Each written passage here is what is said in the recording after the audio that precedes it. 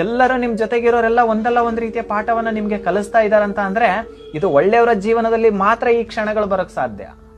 ಯಾರ ಜೀವನದಲ್ಲಿ ರಾಯರು ಒಂದು ಬದಲಾವಣೆಗಳನ್ನ ತಂದು ಕೊಡುವಂತ ಸಮಯ ಬಂದಿರುತ್ತೋ ಅವಾಗ ಅವ್ರ ಜೊತೆಗೆ ಯಾರು ಸಹ ಇರೋದಿಲ್ಲ. ನೀವು ಒಂಟಿಯಾಗಿ ಬಿಟ್ಟಿರ್ತೀರಾ.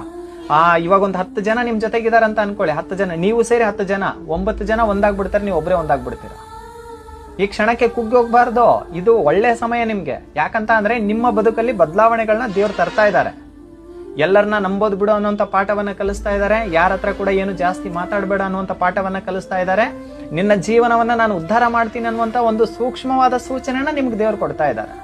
ನಿಮ್ಗೂ ಕೂಡ ಒಳ್ಳೇದಾಗತ್ತೆ. ತಾಯಿ ತರ ಬಂದು ನಿಮ್ ಕಣ್ಣೀರ್ನ ಒರೆಸುವಂತ ಊಟವನ್ನು ಸಹ ರಾಯರು ಪ್ರೀತಿಯಿಂದ ನಿಮ್ಗೆ ಮಾಡಿಸ್ತಾರೆ. ಇದು ಸುಳ್ಳಲ್ಲ, ಇದು ಸತ್ಯವಾಗ್ಲೂ ಹೇಳ್ತಾ ಇದ್ದೀನಿ.